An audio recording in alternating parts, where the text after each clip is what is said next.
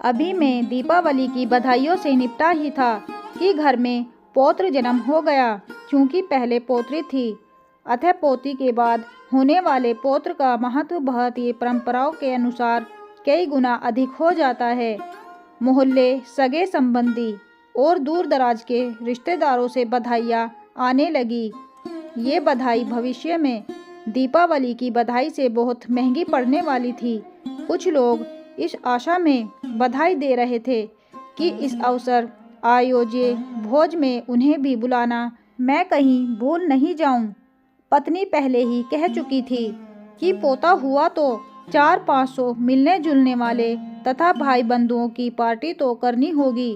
बहन बेटियों को समुचित विदा का भी प्रावधान होगा। इतने लोगों का खाना चूंकि घर से संभव नहीं है, अतः एक दिन के लिए गार्डन भी लेना पड़ेगा।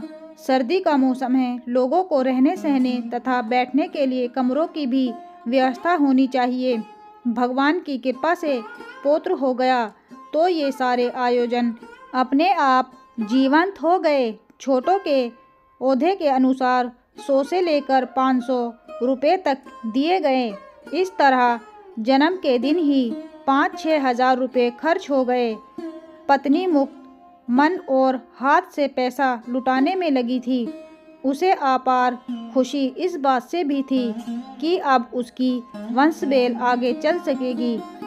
मैंने उसे समझा भी दिया था कि बेटी और बेटे में कोई फर्क नहीं है, इसीलिए वह पोती को ही बेटा मान ले। बावजूद उसके भीतर तमन्नाएं उछाले मार रही थी कि इस बार तो पौत्र ही हो। उसने कई मंदिर व दिवालियों में मन्नत भी मांग ली थी।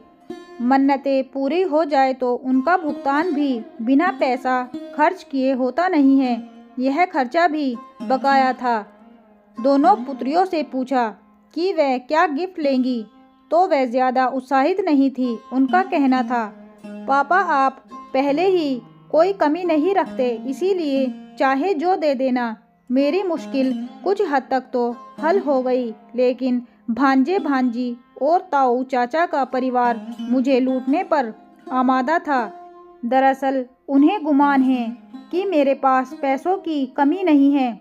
खुशी से पगलाया मैं भी इधर उधर से लोन लेकर पौत्र जन्म की खुशियों में डूबा उतरा रहा था। साथ ही इतरा सा भी रहा था। खुशियों पर लगाम लगाना कठिन था। मुझे लग रहा था सारे कार्यक्रम को अंजाम दिया तो 1.5 से 2 लाख रुपए का खर्चा होना था। 1.5-2 लाख कहाँ से आएंगे, इसकी चिंता मुझे थी। बाकी जश्न को आधुनिक बनाने में जुटे थे। गुप्ता जी मेरे मित्र हैं, वह सूद लेकर पैसा उधार दे देते हैं। उन्हें बताया तो वह बैग भर लाए। मुझे पता है उनके पास काला धन खूब है।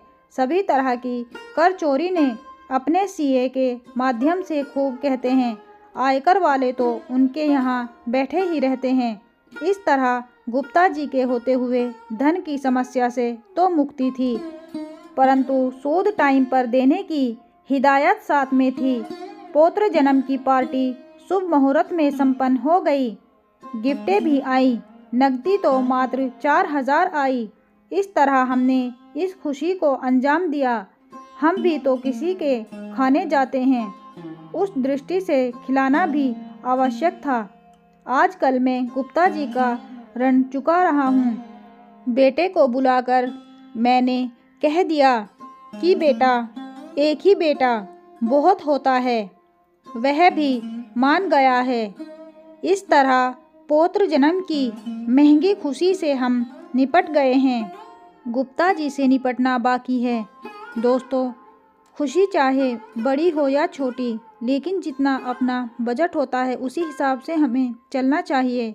आशा करती हूँ आज की ये कहानी आपको ज़रूर पसंद आई होगी। अगर पसंद आई हो तो प्लीज़ हमें कमेंट करके ज़रूर बताएं और हमारे चैनल को लाइक, शेयर एंड सब्सक्राइब करना ना भूलें।